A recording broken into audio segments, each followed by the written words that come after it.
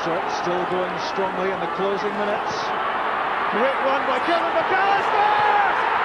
What a goal that is! Delivery's good, there's Hagan. Now McGrillen, he scored! It's Stokes on a hat-trick! Goal number 3 for Anthony Stokes! Ralston saw off Robertson and delivered! Sybil scores! That's the goal! That's the moment! Samuel off and running again. Is it going to be the hat-trick? You know it is. This is Falkirk Daft. It's Falkirk Daft. It is your unofficial podcast dedicated everything to do with the Falkirk Bairns. I feel like every time we play Montrose, we should invite Dick and Dom up for a game of BOGEYS, because they are certainly our bogey team. Have Dick and Dom on this sideline shouting out "Bogey!" We'll get into the game and look ahead to our games against Alloa and Kelty a bit later on, but it wouldn't be Falkirk Daft without the Ginger God of Pod himself. It's Mr. Ross Wayne. Good evening, sir. How are we today? I'm alright, Ross. I'm alright. I'm meant to be on Ireland as we speak, but we, summer holiday, October break, went away with the wife, and then we had to come back early because of the adverse weather conditions. But luckily we did that because all the ferries from Arran have been cancelled. So I missed the Montrose game as a result of that. I did suggest, I said, Montrose is lovely this time of the year. But no, she wanted to go to Ireland. She wasn't having it, was she? No, she kind of goes, why do you want to go to Montrose? Oh, no reason. Beautiful beaches. Yeah, the Angus Coast is lovely. No, she saw through me, so we ended up at Arran. So I missed the game. You caught it up with it. We've got our guest pundit Bryce, who's at the game as well. So we'll get into that bit later on, but let's get into some of the correspondence we had in regards to the show last week. First of all, we put up last week, we called last week the Combo Derby, Ross, because it was Peter Falk, obviously, Colombo. The game was murder. No, it was actually alright because we won 4-0. But a couple of suggestions. Martin's thrown this up, and I think it looks like, I can't work out who the HAR is a team. Harrington? Well, wait now. The other team's obviously, I'm assuming, is Doncaster. Doncaster, yeah. Harrogate versus Doncaster, and Sky have got that on as Ross. Hard on. Yeah, so that's another good derby, the hard-on derby. Listen, if you spot any of these, please keep them coming in. The one that was pointed out to me, however, Ross, was a French game which goes on now and again in the French leagues. Nice versus Brest. Nice. I don't know what you would call that kind of derby, but that's certainly a game in France. Nice Brest, which is in the French league. So if you spot any of these, please keep them coming in. We'd really appreciate that. We've got a shout out to do, Ross. We do indeed. So it's turning into like GBX on a Saturday night. Let's do some shout outs. Come on, Roscoe. Who's who? Yeah, we have had a shout out. So we've had a message from Big Bairns fan Michael Gianetta. He's asked for a couple of shout outs actually. So a shout out for 2 Glasgow Bairns involved in a wedding next Saturday down in Morpeth, which he reminds us was the home of ex-Bairn Carl Finnegan until last season. So the most important part of the shout out is a shout out for his big brother Anthony Gianetta and his wife to be Katrina MacDonald. So huge congratulations to them on the day. The other shout outs for Michael himself, who's he doesn't want to make an arse of his speech, hopefully celebrating a Bairns win at the same time. Well, fingers crossed for that, Michael, and congratulations to the happy couple, another member of the Falkirk family, hopefully as well. But yeah, if you want shout outs, let's keep them going. If you want shout outs for anything in the podcast, we can do that for you. Got to put a shout out as well to Robonza the Clown, who's our regular correspondent on Falkirk Daft. He sent us a video, Ross, of Falkirk Buses from 1992. I don't know why he's done this, but I have to say, I watched this video and I could not take my eyes away from it. So I think it's just only fair, if you're watching the video podcast version, that we show you a bit of it right now. So here we are, Ross. We're up the town. We're watching buses. The old cinema's still there, as you can see. The old Cannon cinema there. And there's a bus coming in. This is fascinating stuff. Very fascinating. What was the reason for us being tagged in this video? Just for banter, I think. He's just saying that. He just said this is great, and there's 98 going by. Number 90. Circular bus comes along in a wee bit as well. That was always a good bus. There's Denny Cross. Is this an example of a far better coach than Martin Rennie? Maybe that's what has been said to us. But anyway, listen, if you want to check out this fascinating video, you'll get it on YouTube. Falkirk Buses. Look at that. It's the Tamford Hill bus drawn up there. One. There we go. So, Falkirk Buses, December 1992. You can type that into YouTube.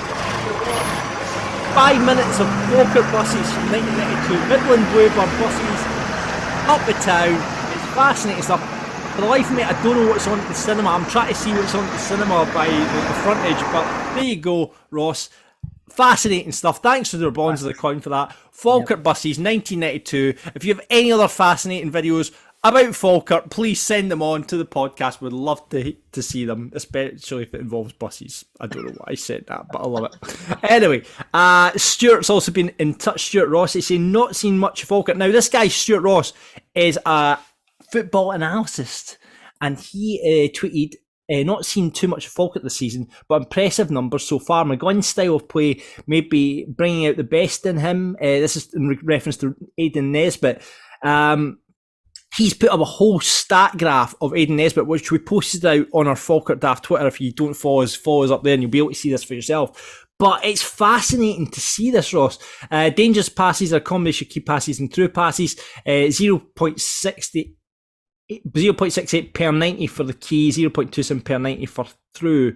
And he's got a graphic up here, which is the percentile rank versus SPFL League One midfielders. And Aidan Nesbitt is really shining through on this graphic, Ross. Do you know, it doesn't shock me. He's done really well. I know we have the odd moan, but what a far different player than we saw last season. Absolutely. So no, he deserves every bit of praise that's coming his way. Big shout out to a mate of ours, Big Davy Muir, his lad. We turned 18 and they went out for dinner on Saturday night, and they bumped into Aidan Nesbitt and Miller and Carter, funnily enough. So he must have had the steak on Saturday night, John. Oh, he was having the steak. If he was there with his pal Morrison, I think you might have been having the chicken on Saturday night. We'll get into that a wee bit more. But yeah, if check out this graphic, it's Aidan Nesbitt's stats for the season. What's interesting, 100% in the percentile, 100, he's the top guy for touches in the box from a midfielder. Is Aidan Nesbitt a midfielder? He's more of a forward, I would say. But well, he plays as that sort of number 10, doesn't he? Yeah. So he should be in the box quite a bit. So it's great to see that he's actually got a bit more action this year, because let's face it, last year he touched a lot of the ball, but then gave it away or misplaced pass, and he's far more clinical this year, which is great. Yeah, no, absolutely. So yeah, check that graphic out as well. You'll see it on the YouTube version, or if you can't do that, head up our Twitter. You'll see this graphic on Aidan Nesbitt. Thanks very much to Stuart Ross, who thinks he's got to do one for McGinn as well. So I'd love to see the stats of McGinn, because we all know that he's an absolute Rolls Royce of a player. Another stat that's come up, it was flagged up to as well, actually on our Discord. If you want to join that, all the links are below. It's basically the Scottish long ball percentage of play, which has been flashed up. Now, this is quite remarkable that Falkirk are in the top 5 in terms of not playing long balls. We are 5th in Scotland with only 13%. The top long ball team in the leagues is actually Morton, and just behind them it's Montrose as well. Doesn't shock me, to be honest. Morton, we've obviously seen them already this season. They didn't look great then. They're probably struggling a bit as well. Montrose, that's a bit of a, I don't know if, I wouldn't have said that in the norm, because they've been one of the better footballing teams against us the last few seasons. Saturday, I'm not sure if you would say it was football, but where's Dunfermline on this graphic? Because they must be hoofball. Dunfermline are actually quite high up, surprisingly. They've got 16% in terms of their the percentage of play. Well, that does definitely shock me, because they've been proper hoofball most weeks. So that does shock me, to be honest. But at least we're above them on that table. It won't be long till we're above them in the league table as well. Absolutely. So again, you can see that on our Falkirk Twitter. So it's quite some interesting stats. I like a good stat and a good graphic, Ross. So you can see that all on our Twitter as well. Got to put a shout out to former Bairn Andy Rogers, who just this week announced his retirement. He put on his Twitter, "The day I wish would never come has eventually came. Today the boots are hung up for good. What a ride, and one I wouldn't change a single thing about. I've met some of the best people and friends I could ever wish for. I lived all my dreams, and all in all, I've done not too bad. And for once, I'm going to blow my own trumpet." And he then goes on to a whole bunch of stats. The top stats there: debut winning goal from my boyhood heroes Falkirk, first division championship winner with Falkirk as well. I mean, look at the career Andy's had. I mean, captain Dumbarton at 22. I mean, he's been in the lower leagues, he's been an absolute standout. He puts a shout out to Alex Totten, Jim McAnally gets a shout out as well, because at Peterhead he was a bit of a legend as well. I mean, he did really well at Peterhead, didn't he? Listen, big Bairns fan. Big Bairns supporting family as well. He's had a fantastic lower league career, just as you mentioned. What a feeling that would have been, for scoring a goal for your own team on your debut. That's just like royal type stuff, innit? Do you know his name came up the other day? I can't remember where I saw it, but he must be one of the last players to have played for Falkirk at Brockville that was still kicking a ball. Yeah. So I don't think there's... If not the last. He must be. I cannot think of anyone that's still kicking a ball that played at Brockville. So yeah, he must be. He must be the... So it's an end of an era, really, there, when you look at it that perspective as well. Yeah, definitely. No, he's done fantastically well, and I'm sure that'll give him a bit more time to get along to the Bairns as well. And I know he's still a big Bairns fan, and he's obviously... well involved in social media and stuff, and hopefully he'll kind of come back into the fold now that he's been able to get a bit more time away from playing the game. Yeah, shout out to Andy Rogers. Hopefully we can get him on this podcast, and maybe when he goes to a game, if he turns up at a Falkirk game, we can get him on to have a chat with him about that as well. So good on you, Andy. Sad to see you retire, but I'm sure when you get to our age as it is now, Andy, I'm sure it's hard to keep going on a Saturday and getting yourself motivated for it. Right, okay, a couple of bits of news from the club. This week we've put out the Ken McAllister stand is available for naming rights. This was always going to be part of the deal when the stand was named round. It was still going to be the opportunity to sponsor the stand. Hopefully they can get, again, it's a way of getting investment into the club, Ross, isn't it? Definitely. That would be tremendous, to be honest. So hopefully that gets taken up. I think there's sponsorship available in the North Stand as well, but if there's a few companies kicking about, or people that have maybe got a bit of good money behind them, then get involved. Obviously the club's looking for as many fans and businesses to invest in the club as they can, so every little helps, as we keep saying every week. But that would be a tremendous, that'd be amazing to have your name up in lights beside Kevin McAllister. Definitely. Yeah. Absolutely. So hopefully we can sponsor for that, and obviously still looking for sponsors. It's just try to get as much money in as we possibly can at the moment.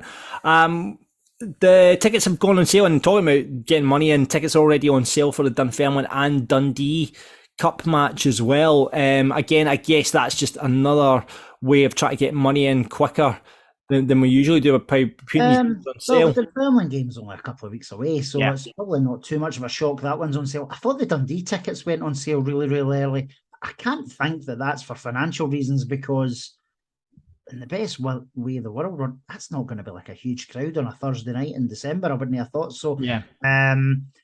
Do you know what? I don't see why we can't have the tickets on sale for every game, to be honest, because what's going to change? Do you know what I mean? If someone knows they can go to a game in January because they're back home for visiting or something like that, put the tickets on sale. The ticket website's pretty good now, so and I think you can buy hospitality for every game this season online. So yeah, maybe they should be putting every game on sale, but that game will sell it. I've no doubt about it. I know there was just under 7,000 at the game at East End Park. This one, I think Dunfermline will fill that that stand just like we did. We took what 2,500 through. They'll sell the 2,000 tickets. I reckon you'll have definitely 4,500 Bairns fans, maybe even 5,000 in there. So you're talking a real good crowd, definitely. Yeah, and the other bit is the fixture with Queen of the South, which was originally meant to be played on Christmas Eve, has been moved to the Friday evening. So that kind of makes a lot of sense, doesn't it? Because you know what Christmas Eve is out, you're running about with the wains, you know, you're doing bits and bobs with the family, you're getting ready. So to move that game completely makes sense. Yeah, do you know, there's obviously a few people that are maybe not too happy with it. Probably I'm not happy because Mogwai, I'm maybe going to see the Barrowlands to see Mogwai on the Friday night. Well, yeah, so you're right. People have nights out and stuff as well, so there'll be people it doesn't suit. However, you're probably right from a family perspective. Those who otherwise might be engaged on a Christmas Eve are now got a reprieve to go to the game. I'm quite happy with it, to be honest, but I know it doesn't suit everybody. I know. I guess when you think about the players as well, you know, players like, for example, I guess like Lawal and Burrow, you know, they want to be with their families. If they get the chance to get down south and see their families, and the players have got wains, and they've got that as well. So by the time you get the game done and dusted, done all your media commitments and all that, you know, you're 7 o'clock, 8 o'clock by the time you're up the road. No, listen, that's a really good shout as well. The players, if the club have maybe been able to organise for the players to get a few days off on the bounce, then fair enough. Do you know what? We all want to be off at that time of year, and footballers probably aren't any different. They probably don't get too many options to be off that time of year.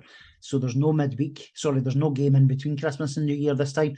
Once we finish playing Queen of the South on Friday the 24th, the next game's what is it, 2nd of January against that lot across the 4th. So there's a bit of time there. So I'd imagine the kids. I'd imagine the players probably will get 3 or 4 days off in the bounce after that game, I think. You think so? Cool, well, let's get into the game at the weekend as we took on Montrose, and every week on Falkirk Daft we get a guest pundit on, and this person is a bit of a legend. We'll explain why in a minute around the Falkirk area, but please welcome to Falkirk Daft, it's Bryce Dixon. How you doing, Bryce? How are you? Good. Good. Yeah. Now, Bryce, we said in the intro there to you coming on that you're a bit of a legend for a reason around the Falkirk area, isn't that not right? I think for a reason, I didn't really intend it, to be honest. I've been pretty quiet for my 20 years as a Falkirk supporter, so I thought, let's just blow up here. So apparently so. So you were at the infamous, the question night and behind the goals, and I believe you were the one that went viral because you asked you made a statement and didn't ask a question, Bryce. Is that right? To be honest, I think it was both. There was a statement and a question, so I don't know who was right and wrong there. But I did go along. So I went along with a workmate, and that's a kind of side story because I'm actually a PE teacher, so I'm going to pick you up on the Ryan Williamson. So that's a different matter.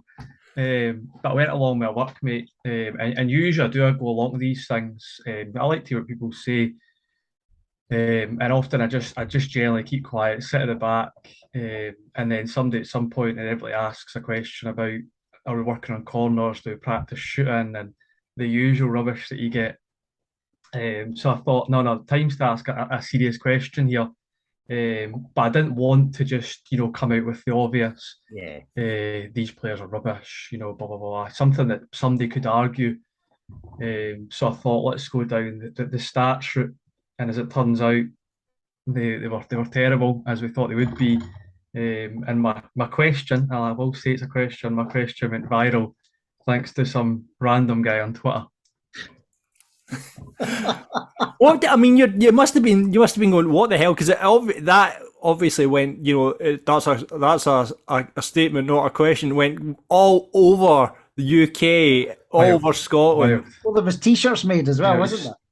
Aye, I was then starting to think I could get on this. There's something to be made out of this here. Could have made your money. Totally. At the time, though, when I think I was so nervous just asking my question, that I didn't really take in what Gary Deans had said to me.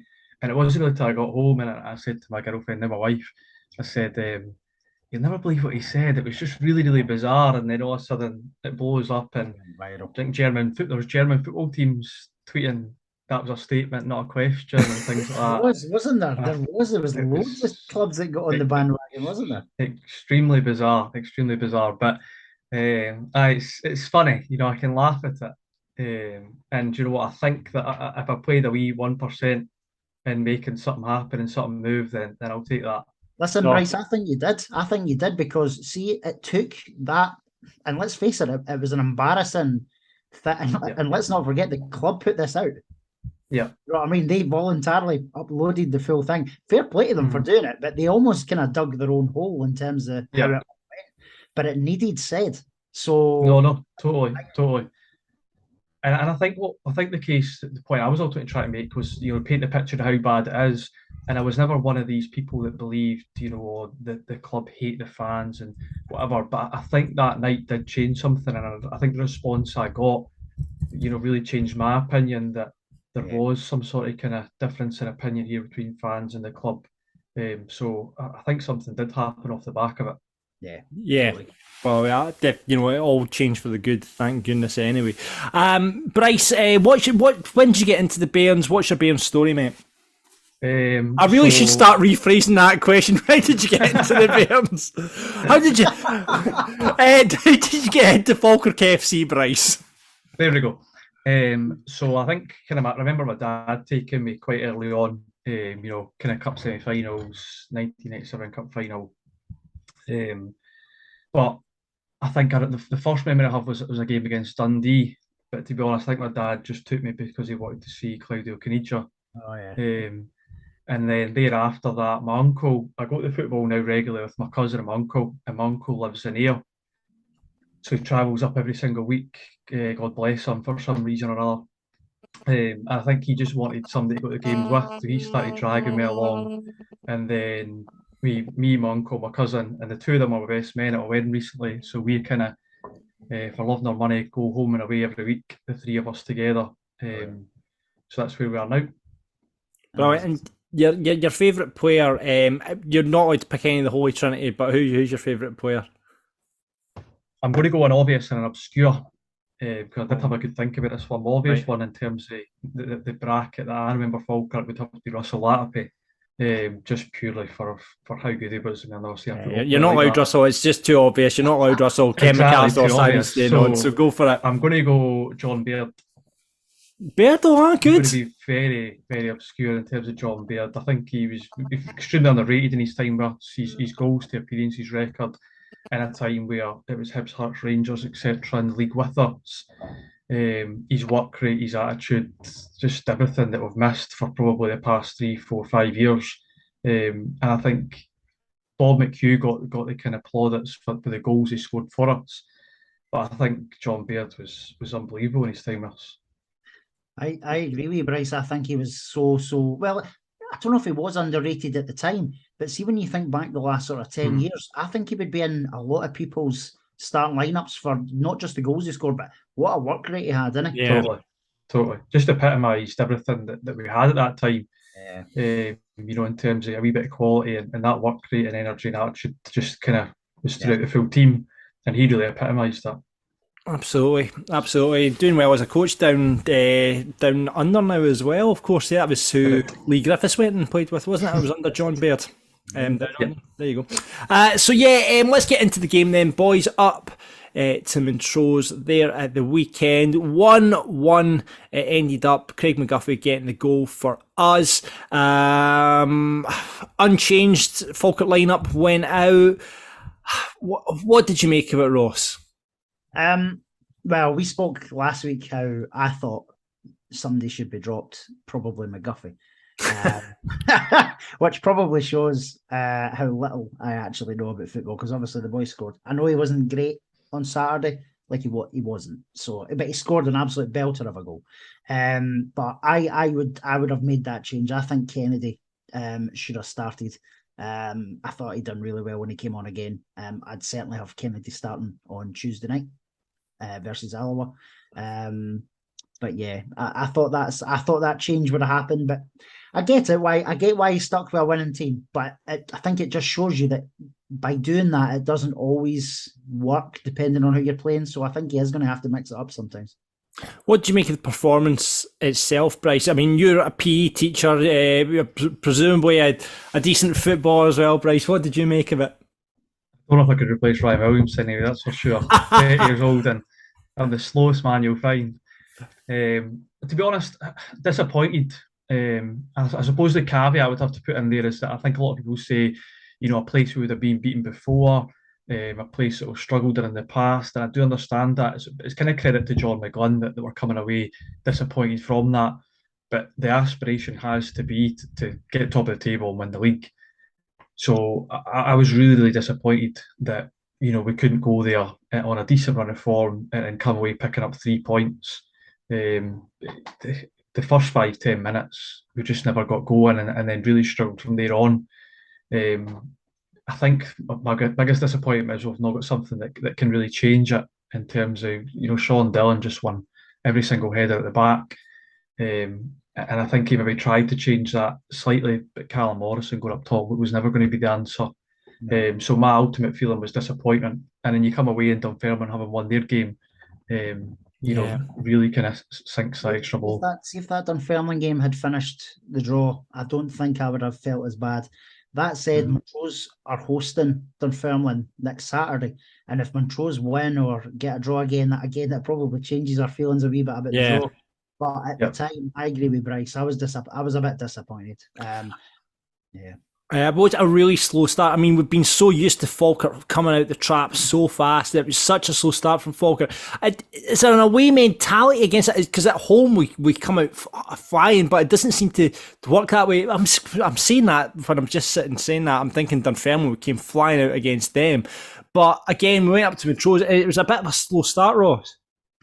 It was. And I don't really. We could have been. Bryce will probably say the same. We could have been 2 or 3 goals down within the first sort of 20-25 minutes. I mean, there was the block from McAllister when he had that shot. There was a save from Hogarth there in the first kind of 5-10 minutes as well. That McAllister shot was within the first 15 seconds, I think. Yeah. Yates, I've been a big fan of his. He didn't play well on Saturday. I know there's loads of people saying maybe he needs a wee rest and stuff. He is a young lad. I don't think he needs a rest from an energy perspective, but maybe mental. Yeah, maybe.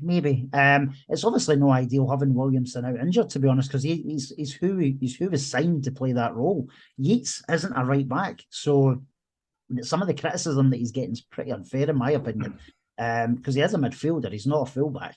But yeah, no, we didn't start well at all. As you mentioned, Sean Dillon. Sean Dillon did what Sean Dillon has done to us the last couple of times we played Montrose. He just absolutely bossed it.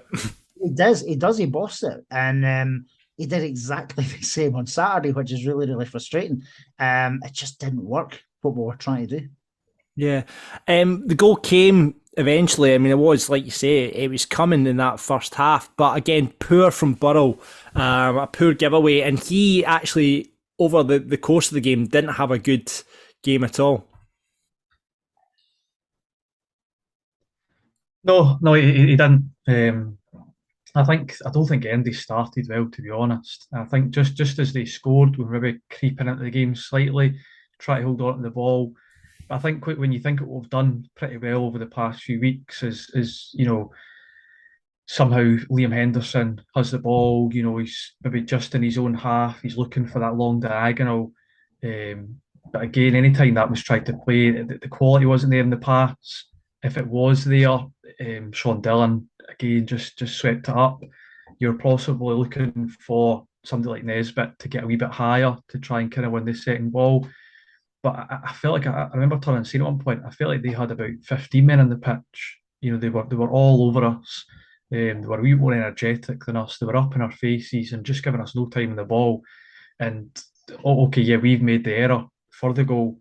But it was more than coming and more than deserved as far as they were concerned.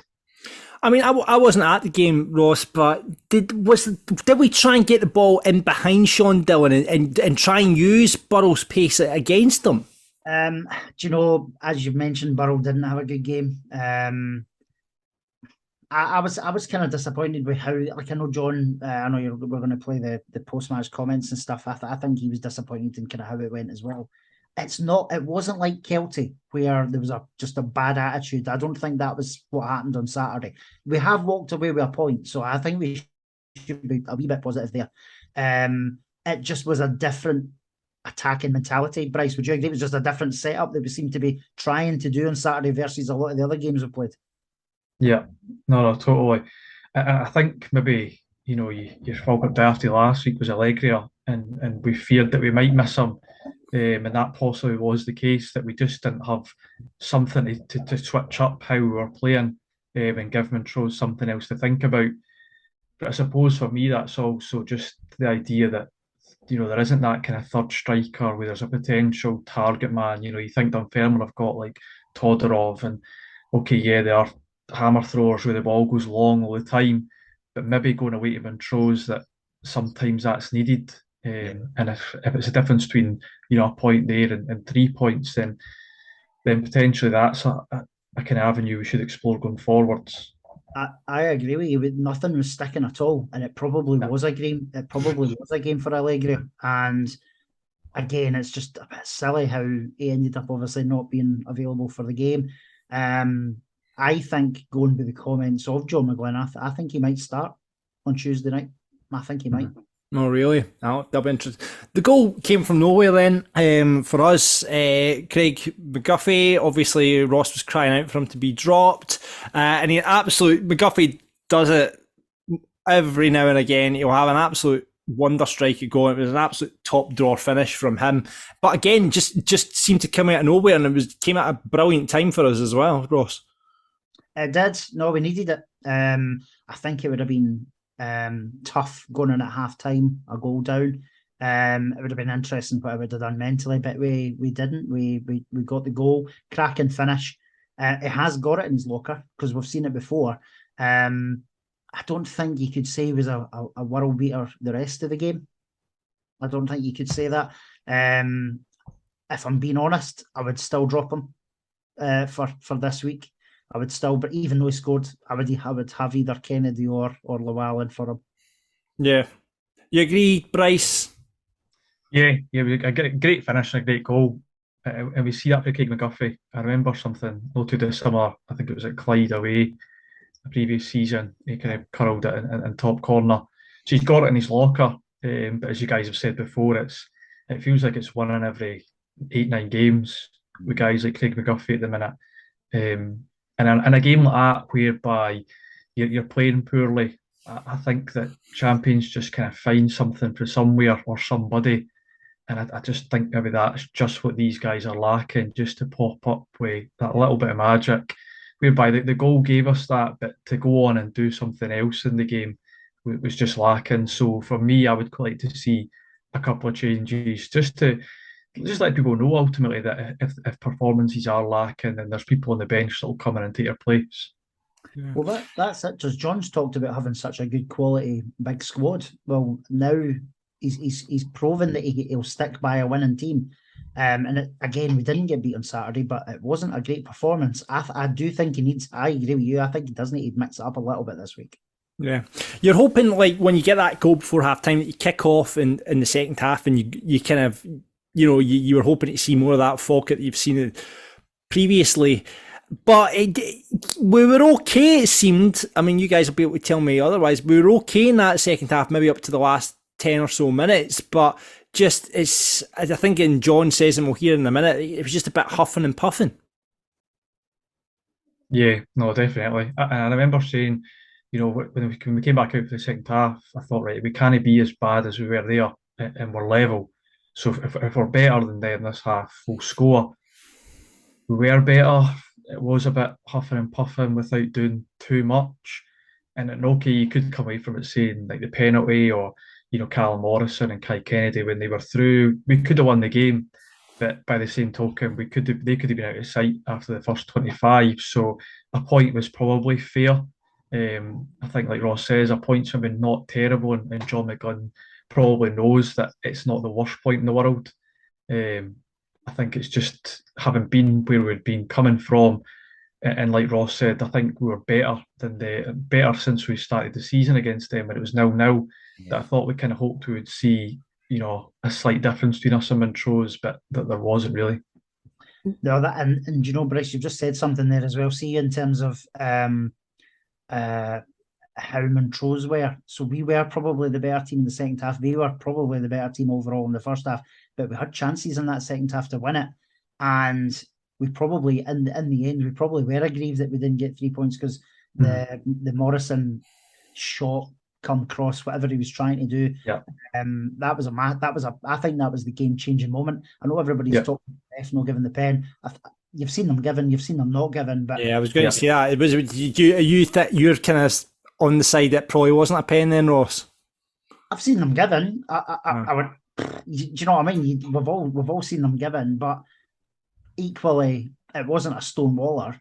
Whereas the chance where Morrison's through and he just has to pass it forward 4 yards, and Kennedy's got not a tap in, but it's a real good opportunity to score a winning goal, and he picks the wrong option.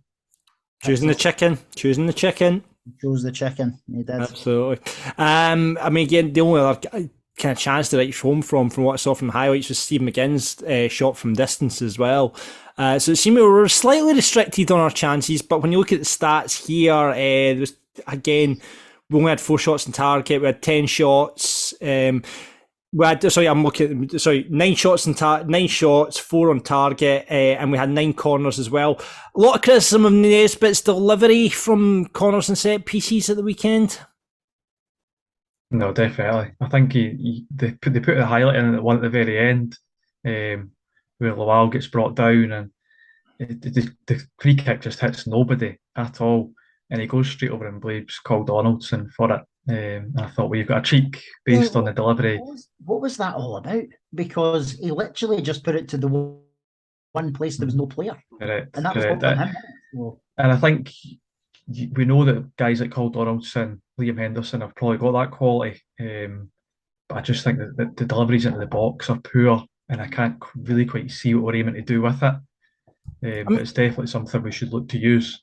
Do you think they would be better suited having someone like Stephen McGinn, or I guess Leon McCann's a good crosser of the ball? Surely these guys from a dead ball situation for a corner or a free kick are going to be if Nesbitt's off his game in terms of his delivery. I mean, these guys can do it, so surely it's up to then maybe even Stephen McGinn as captain coming and saying, listen, I've got this. You know what I mean? If he's off his game, because like you're saying, Bryce, we've got threats at set pieces in the likes of Cole Donaldson and the likes of Liam Henderson. Why we not changing it up when we should be, and if Nesbitt's off his game? I think, again, if you see the highlights, I think Kieran does go over and tries to say, I'll take this kind of last one. We're using the last one as an example. Yeah. The deliveries all the time are pretty poor, but Nesbitt's just brushed them off and said, nah, it's mine, and put the worst ball into the box ever. Aye. But then this is where, John gets an awful lot of praise, McGlynn gets an awful lot of praise from us for how we're doing, right?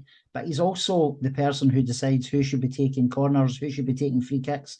He needs to either make a change or grab these guys and say, right, see, next time you can't beat the first man, or you hit it long, you're off them. That's what he needs to be doing. So I know it's easy for us to say in hindsight, but like you're right, Bryce, why are we continually, and it's not a one-off, like distribution is really, really poor at times from corners and free kicks. And the most, that's down to John and Paul to sort of try and iron that out. Well, talking of John and Paul, let's hear from John right now. Well, we got a bad start, within less than 20 seconds of a shot or goal. And that's a bad start. Obviously Nicky's made a save, at least a corner kick. Ball's played in, we clear it for another corner kick, and from then you're kind of like setting the tone of how it's going to go. We've obviously got an opportunity to rise and play, but we kind of got hemmed in and made it really difficult for ourselves. We brought it on ourselves, really. We never really got flowing anywhere near to the levels that we have done. That's a bit of credit to Montrose, but we also played into their hands, which doesn't help us. We managed to weather that early storm, and then we got ourselves into the game a little bit. We managed to pass the ball a little bit. And then we make an error, losing the ball in our own half, and we got punished, severely punished. And that's what happens. Yet the amount of opportunities we've created in weeks gone by and no punished teams, and then we make one mistake and get punished. But that's football. Fortunately enough, though, Craig McGuffey managed to strike an incredible shot, a good pass in by Stephen McGinn. And he's in behind the defence, in behind the midfield, and no one comes out to him, and he just, great striking at the top corner. So it got us back level at half time, an opportunity to kick on, second half. But it was a little bit of to and fro, and a little bit of huffing and puffing on both sides, trying to look for a winner, but not really producing enough quality or being incisive enough to actually, get a winner. Stephen McGinn's had a couple of shots from outside the box that the goalkeepers made a couple of saves from. Nicky's had one save in the second half. But there was opportunities that we could have done better in the final phase of the pitch that we didn't. We've got a claim for a penalty. When you weigh up that decision and the decision late in the game, when Sean Dillon gets a free kick, I believe that the foul on Kai Kennedy that wasn't given was there was greater force in it than there was in the one that Sean Dillon got. So I find that difficult to to understand why that would be. But it was a day where we never really got flowing at our best. Brought on by the way we started the game, and we normally start the game 100 mile an hour on the front foot and playing great attacking football. Today, for some reason, right for the kick-off, we were slack, and it came back to bite us to a certain extent. So disappointing not to get. Well, we didn't really deserve all 3 points, so I can't say, but disappointing in the performance that we're better than that. We're better than that. Yeah, Montrose are going to make it difficult for you. I understand that, and totally respect that. I don't mean to be disrespectful at all, but we've been playing really well. We've been in form, and I'm expecting us to come here and play better than that. We are better than that. Can you try to give myself the impression, over 36 games in a league campaign, you're not going to be at your best in every game, and we certainly weren't at our best today, but we've come to a difficult place, going away with a point. Know what we came for, but it's what we're going back with, and we just have to now accept it and move on. I think that's a record even for John McGlynn himself. One question, 3 minutes 36 for the answer. But yeah, I mean, there's a lot in there, not enough quality. We're better than that, huffing and puffing. A lot of it's ringing true, isn't it, Ross? Yeah, he hit the nail on the head. He can't put his finger on it. I'm sure he will have now, because John's the kind of guy that he's probably watched that game 3 times between Saturday night and Monday morning. So he's, I've no doubt he'll look at why it's kind of fell apart. I think that'll be the reason there will be changes on Tuesday night, because I think there was some disappointing performances out there on Saturday. We weren't at it. Yeah. Well, you've heard from us. Let's hear from the rest of yous now. David says the team huffed and puffed without any real bite. We allowed Montrose to bully us. Burrow was absolutely rank. I would have hooked him before half-time if only Juan was available. Credit to Hogarth, who saved us a point. If only Morrison had squared to Kennedy, we would have had the 3. That's from David. To be fair, I don't disagree with the last sentence. If he had squared it, I think Kennedy would have scored. Yeah, and like Bryce was saying, if Juan was available as well, I mean, it's ifs, buts and maybes, isn't it? I know. Well, if Juan's available for Tuesday night, which I think he is, then yeah, hopefully get some minutes. Max says, what a goal by McGuffey. Referee and linesmen are awful in Scotland. However, let's go again on Tuesday and get the 3 points. Mon the Burns. Positive, Max. That's what I like to see there. Gabe's played at our own game at the start, starting quickly and couldn't handle it. Should have been 2 down before the goal. How did we lose a goal from our own bounce ball? Criminal. Some goal from Guff, but too many long balls in the second half. Fair result, could be a big point. I mean, like you say though, Ross, if it's what Dunfermline do up there when they go there on Saturday, that'll be the interesting the measure, won't it? See if Dunfermline go there and lose or get a point themselves, then it probably is a good point. But just now it feels like doesn't feel like it. Yep, you're right. Yeah, but he's right. You know, we have struggled against Montrose, and I know there's a lot of people saying, "Oh, it's Montrose, we should be beating them," but we haven't. So we've taken a point twice now against a team that we've historically been cuffed against the last couple of seasons. So there is a positive there to an extent. Davey says, terrible first 15 minutes, lucky to go in even at half-time. Better second half. The ref didn't help, though. Some shocking decisions, but that seems to be normal at this level. I think, it's Bryce, what have you made of the refereeing in the league? It's just been, for me, it's just been terrible this season. I don't know why. I've got a few mates that are like supporters of other clubs, like Premier League and things like that, and I think they'll complain about referees. I sometimes say, honestly, you'll never believe the standard of the referee until you drop to League One, because you get that slightly higher calibre of referee in maybe Championship, Premiership football, but when you drop to League One, the standard overall is just really, really poor, and it's not. I never like to come away and say that the referee decided the result. I try and avoid that at all costs, but the refereeing is just bewildering at times. I'm on the fence with the penalty decision.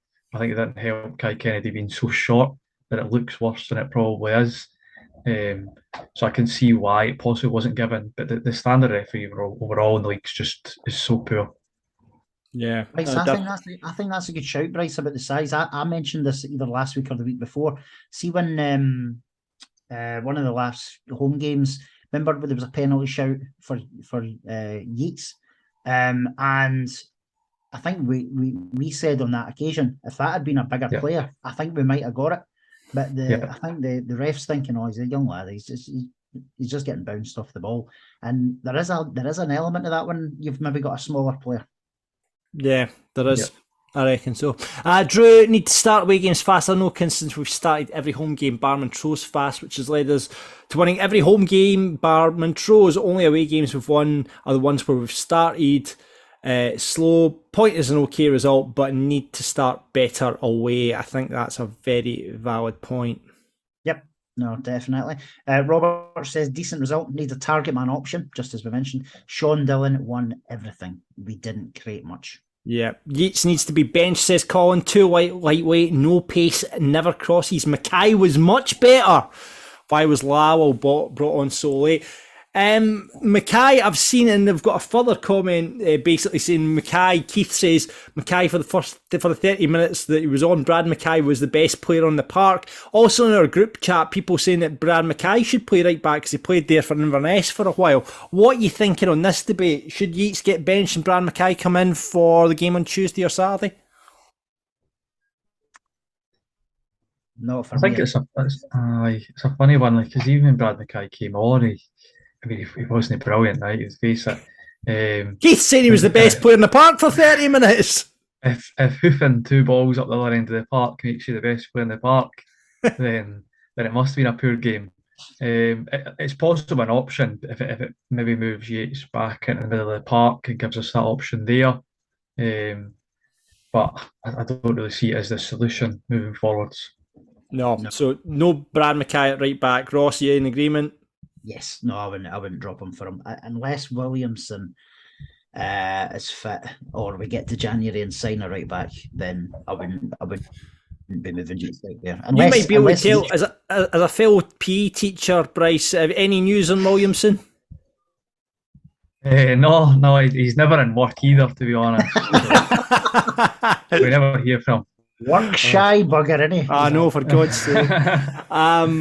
Graham Monday, says Friday and Saturday.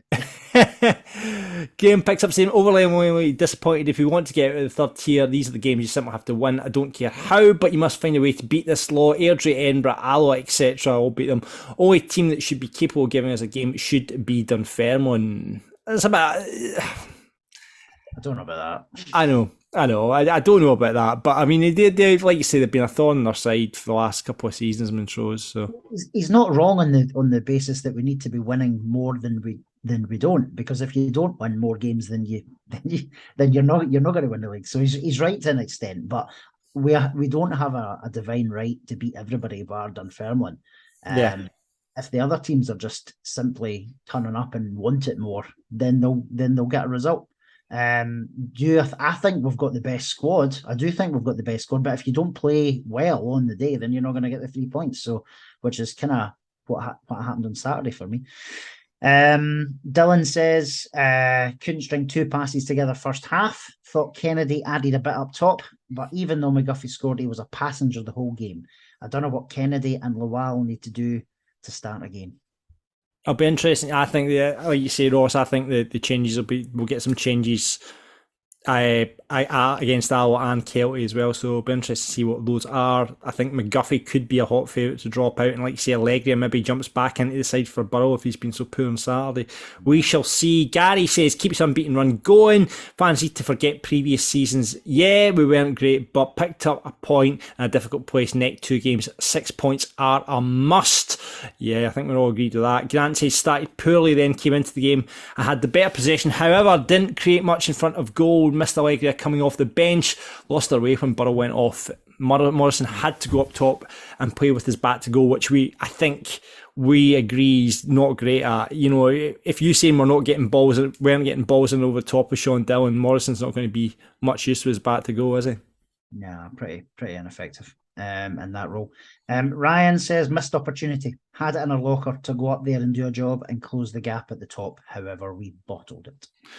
Aye, it was that Dunfermline goal was a sickener. You know, when you're looking at the results and you're going, geez, it's just, you know, like you said, Ross, it would have been a bigger point if Dunfermline hadn't had that. And we're going to finish off with Mark, who has been on the podcast, is a Montrose supporter and contributed. He says, you were shite in the first half. Equaliser came from nowhere. I think we'll agree with that, actually. Could have been 3 down at the break with worse luck. Do you agree with that? Could have been 3 down at the break? Well, they had opportunities. They did have opportunities. So he's right. We could have been, but then we scored. So yeah.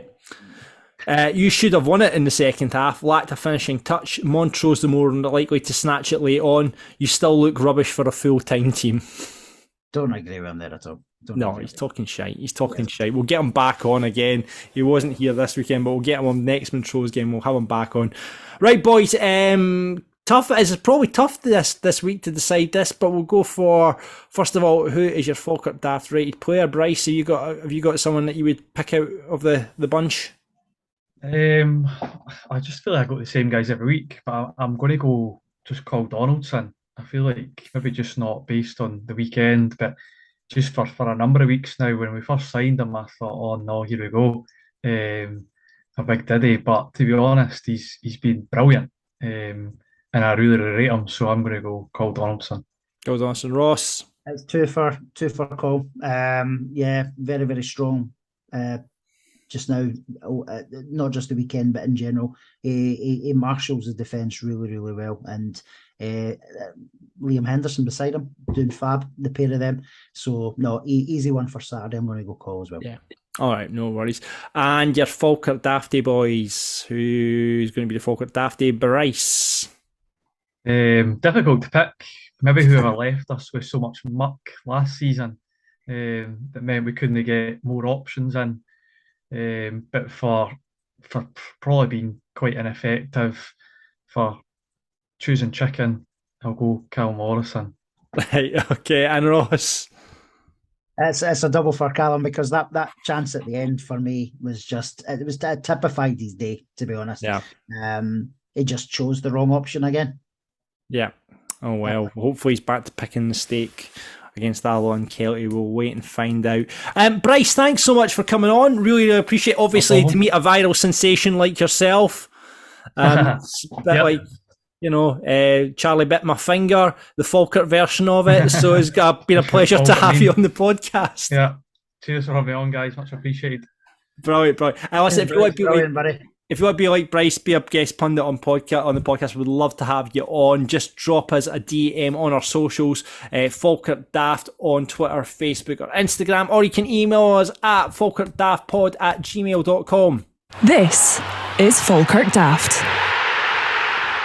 We've continued this question. The big question this week is the funniest chant you've heard at a Falkirk match. We got through a few last week, but they kept coming in, Ross, so we thought it's only fair to continue with them. So what is the funniest chant you've heard at a Falkirk match? Colin says, when Gaveston played for Celtic, was a chant of Barcelona, Real Madrid, who the fuck are you trying to kid?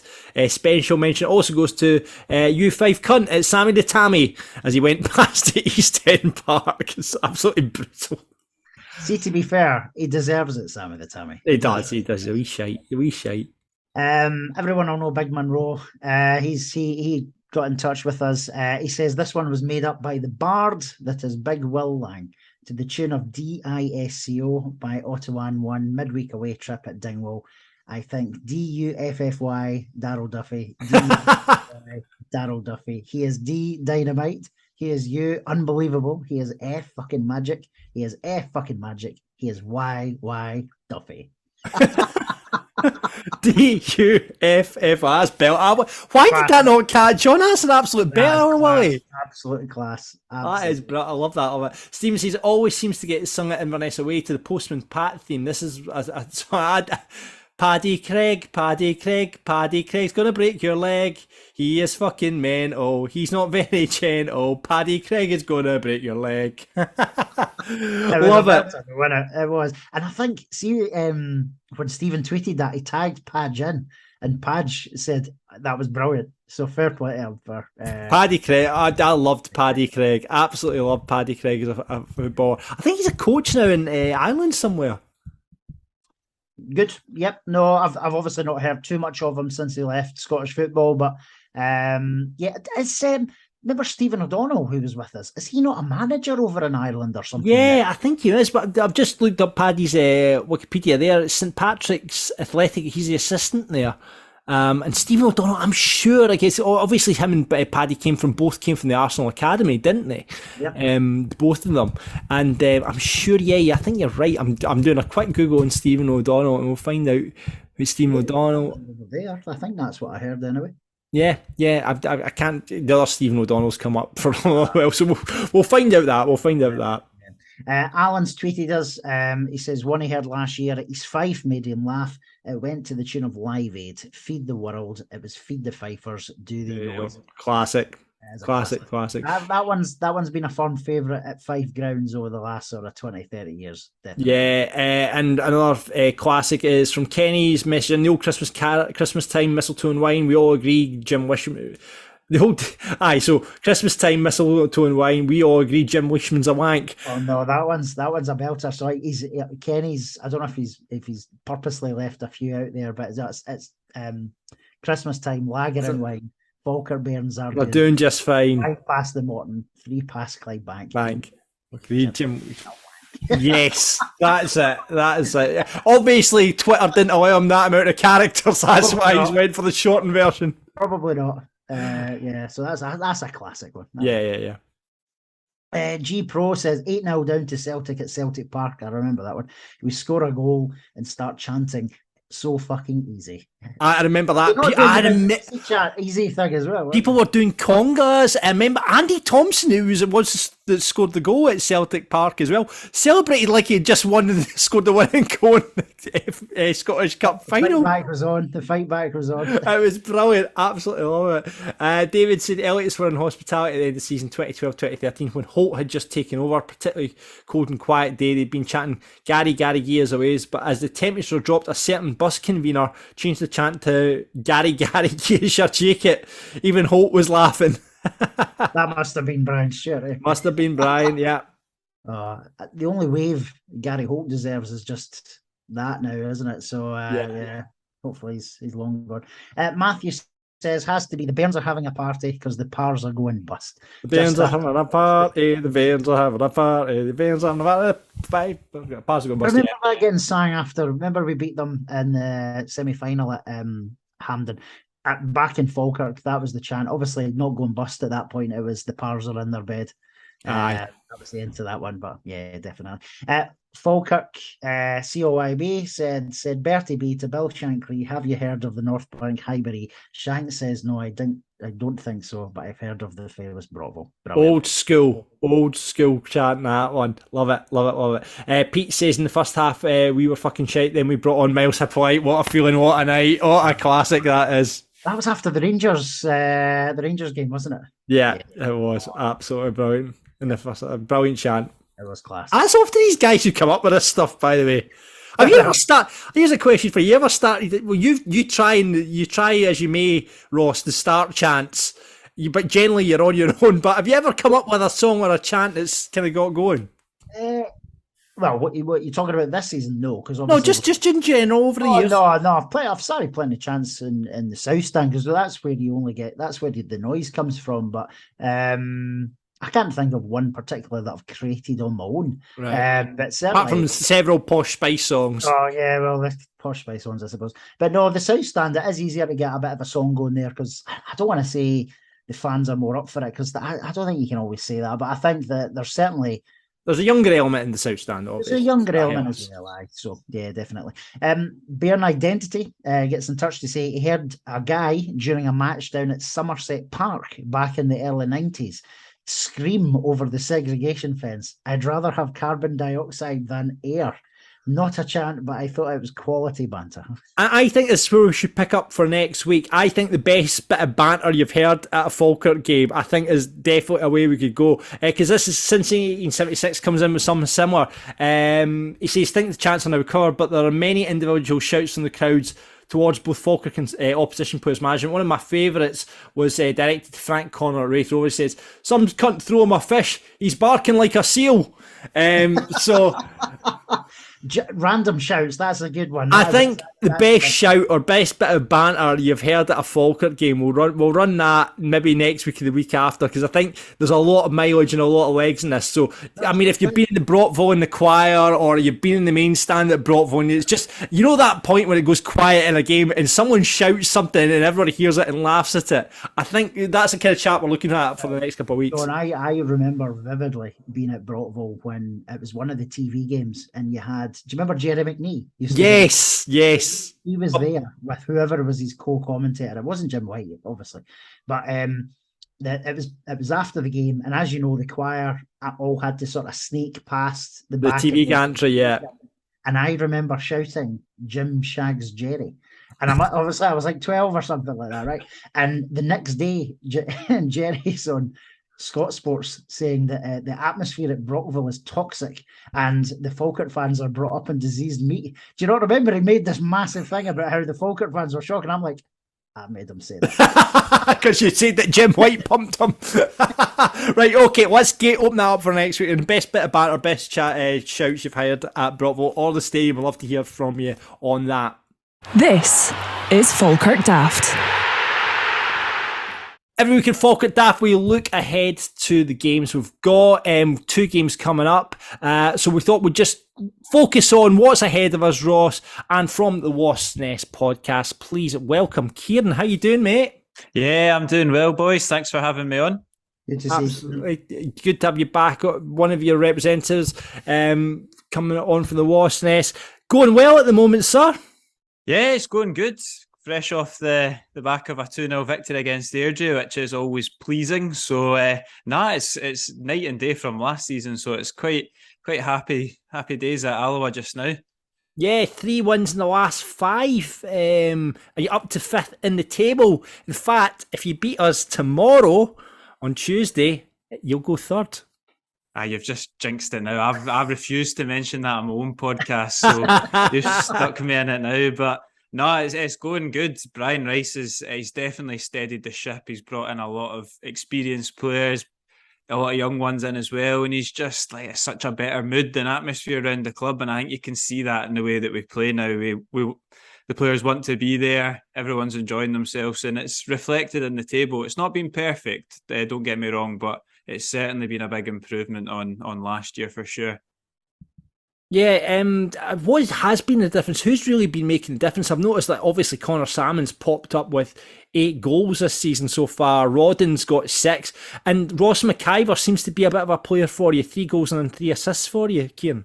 Yeah, that's the thing that we spoke about in the summer. We were wondering where are the goals going to be coming from, because Samuel's never, well, you guys will know that he's not one that's going to find the back of the net too much, but he's pushing double figures already this season. He looks a new man, which is great to see. Brad Rodden as well, bit of a wild card signing from Rossvale off the exit trials. He's on 6 goals. He's just like this ball of enthusiasm, fast, runs the game to the ground, and Ross as well has been linking it up. I think we've got so many options now, which is good. Brian Rice has got quite a big squad. We saw that on Saturday when we played against Airdrie. We had a full bench of experienced pros. Airdrie had about 2 or 3 players on the bench, and I think that's been the difference in the opening quarter. We've been able to freshen it up when need be, and we've got goals and quality all over the park. So hopefully it bodes well. It's a tougher league this year for sure, but we're in a decent place. Yeah, and I mean, looking at that Alloa team, has there been a big difference in style of play under Rice, Kieran? I would say so. I mean, was there a style of play under Ferguson? Debatable. I don't really know what we'd call some of the tactics last season, but Brian Rice he's quite positive. So a lot of the time we describe it as just chaos ball. There was one game that we had 7 strikers on at one point and we were 4-2 up, and it was just absolutely bonkers. But he's not afraid. I mean, he's a well-known manager around the block. Hamilton fans will tell this as well. He's not afraid to make pretty drastic and eye-catching changes. So we swap from a 5 at the back to a 4 at the back, 3 at the back. We could have about 4 formations in one game. It's quite hard. I do the commentary for Alloa TV, and it's absolutely impossible to predict it and to keep on tabs with it. But we're quite a flexible team in that nature, and I think that helps us, to be honest. Rice is a football guy as well, isn't he, Kieran? So he's obviously got a good kind of football brain on him. We saw that as a player. Firstly, when he was at Falkirk, like what a left foot the guy had in the 90s, and he was just phenomenal. And then obviously he was assistant to Yogi at Falkirk for loads of years, and I don't want to say he was the brains out of the two of them, but he probably was the brains out of the two of them. So I can imagine he's got like a good bit of knowledge in his locker. So he's a good guy to have in the club, isn't he? Oh, quite right. He's got a wealth of experience. The guys that he knows and speaks to, and the way that he plays his football is great. And he's just he's a very likeable man as well. Like, the players really have taken to him, and they really get on with him. And he champions them as well. He defends his players. He encourages them, and it's good to see. He's been such a breath of fresh air, I think, for Alloa, and definitely what we needed. Yeah, I have a random story for you, Kieran. See, about 15 years ago, I used to work with his ex-wife at RBA. Okay. And at the time, he was Falkirk assistant manager. He seemed to obviously still spend a bit of time with her. They've got kids and stuff. However, she would randomly come in and say, well, here's one of Chipper's jumpers. Here's one of Chipper's coats. And I'm like, are you just stealing all his stuff at Falkirk to give to me? But she's like, yes, essentially, yes. I have like 5 or 6 of his coaching stuff. He probably was wondering where it was going. I'll let him know that you've got half his wardrobe next time I see him tomorrow. Brilliant. Obviously, I don't know how often this happens. It doesn't happen very often. But 2 brothers, and in fact, I'm going to say this is the first time ever this has happened in Scottish football. The 2 brothers are in opposing goals. I don't think this will have happened before. We've got Jay Hogarth playing for Alloa on one set of sticks, Nicky at the other end. The Hogarth derby, it has been labelled now. How's Jay been for you? Because Nicky, I think, certainly been pretty good for Falkirk. It's mental. I don't know if you know that his dad also played for both Alloa. Yeah, Miles obviously played for both as well. Yeah, so it's just it's a very strange story, but no, I've been really happy with Jay. I read something last week to say that, I think it was the Dunfermline game the week before last, that he was the youngest goalkeeper across the 4 divisions that started that weekend. So Jay's only 18, 19, but the maturity on him is, quite outstanding, to be fair. He's got a mistake in him. I think you can see sometimes positionally. He's been caught out a couple of times this year, but on the whole, he's been very impressive. I think one of the main things that we pick up on and we talk about is how quickly he distributes the ball and how pinpoint it is. Like, the counter attacks that Alloa get all come through Jay. He's not. I don't think he's got an assist yet this season, but it's definitely coming because he plucks it out the air and he zings it, 60, 70 yards. I think that's a sign of, modern day goalkeepers that are coached in these elite academies, and you can see that he's part of that mould. But no, I've been happy with him, and I think with his age, you kind of have to account for the odd mistake positionally or whatever. But he's been impressive, so it's going to be interesting. This is the second time Brad Rodden, his brother, plays for Clyde, so they had a bit of handbags at one of the tackles when we played Clyde. I don't think Jay and Nicky will have that opportunity, but it's nice to see another battle of the brothers. I'd love for Falkirk, or indeed Alloa, I suppose, for somebody to get a penalty and they let the brother take it. That's a brilliant. How good would that be? Maybe when we're 5-0 up, Ross. Maybe when we're 5-0 up. The thing is, guys, this is the other thing. We're going to find out who the dad has. Who's the favourite son? Like, is he going to go in the Alloa end? Is he going to go in the Falkirk end? He'll stick himself right in hospitality, won't he? Aye, true. Or there's the mum will go in one end, and Miles will go in the other end. We'll wait and see what happens. What do you think the score's going to be, Kieran?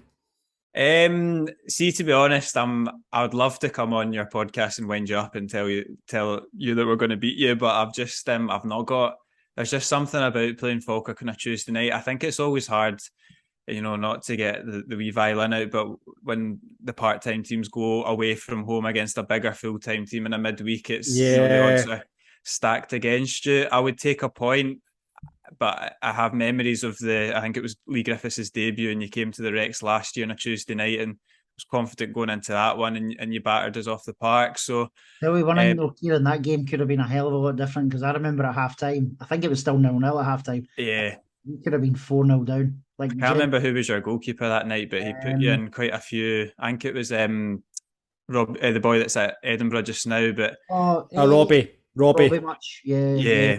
So I know you're right. It could have gone different. And no, to be fair, we had a decent record at Falkirk last season. We got a draw, and we beat you near the end of the season as well. So it's not all doom and gloom. I think it'll be tight. But I'd hope for 1-1. But I can see us. I think we'll be doing well to get a point out of it. Yeah. Are you going to make it all on yourself, Kieran? Yeah, looking forward to it. I said that's the last. I said in my own podcast when I did the prediction, that's the last bit of negativity. As soon as it hits tomorrow, I'll be happy clappy looking for a victory, because it would be big for us. But I'm looking forward to it. Well, certainly if you went third in the league and got your above us, that would be huge for Alloa. Well, listen, Kieran, thanks so much for coming on. Falkirk Daft, really appreciate that, and obviously best of luck with the game. But we always say best of luck, but we don't really mean it. We don't mean it. And thanks for coming on. It's Kieran from the Wasps Nest. Cheers. Alloa, Ross, I forgot to ask, what do you think the score's going to be tomorrow night? Has to be a win. It needs to be 6. It needs to be 3 points. We need to come out of the traps. My worry is always Connor Salmon and scoring against. But any ex-player that comes back to us, almost my worry is them scoring against us. And Connor Salmon always has a point to prove. Obviously, last season he did it. I do think we might concede.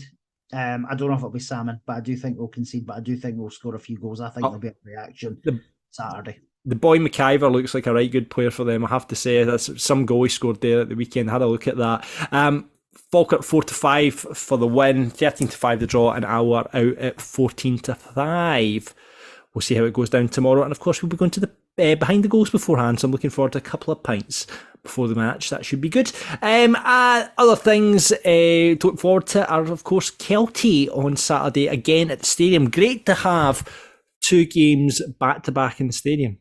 Yeah, no, we've got a superb home form. It's not to say the away form's horrific, but it's not as strong as a home form. So I think if we are going to win the league or be in amongst it, we do need to kind of keep this home form going. So, 6 points is the task the next 4 or 5 days. I think we're good enough to get it. We need to play as we know how we can play. I think we'll score a few goals this week as well. It might come back to bite me in the arse, but I think we could. I think we could see 3 or 4 goals each game this week. And you reckon Allegri maybe comes in and potentially Kai Kennedy as well? Is that 2 changes you would make then, Ross? McGuffey out, Burrow out, those 2? I would. I think that'll be the tomorrow night. I don't know if that'll be for Saturday, but I suppose it'll depend on how tomorrow night goes. I just can't see him sticking with the same, and unless he thinks, right, here's my bollocking, I'm going to send the same team out again. But then if he does that, he keeps saying about how the winning team picks itself. Well, we didn't play well on Saturday, and there was individual issues on Saturday. So if he's going to make a change, I think he has to make it. Yeah. Looking at Kelty, I mean, they're in 8th in the league, but obviously got a win against us. They picked up back-to-back wins in their last 2 games as well, beating Clyde there at the weekend there. This boy Aguiman, who they picked up, Nathan Austin's still not fit for them, but Aguiman seems to be a player for them. 3 goals for him already this season.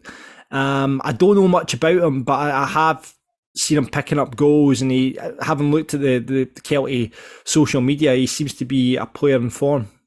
Yeah, wanted to keep an eye on him. As always, the defence needs to be really, really tight. We obviously had an issue on Saturday with a kind of slack ball. It didn't come from a defender, to be honest, but the defence has been pretty solid, especially at home. I think we'll carry that forward. I think we'll be all over them. I think Joe Cardle, I know I say this every time we come up against it, this boy has a proper chip in his shoulder about Falkirk, and he'll be trying like an absolute bear. So Higginbottom, we know Higginbottom will be doing them. Well. So we really, really need to be all over these boys. Their home form is far, far better than their away form. In fact, I don't think they've even picked up a point. No. So long may that continue with a big Bairns win on Saturday. Absolutely. What do you think the score will be there?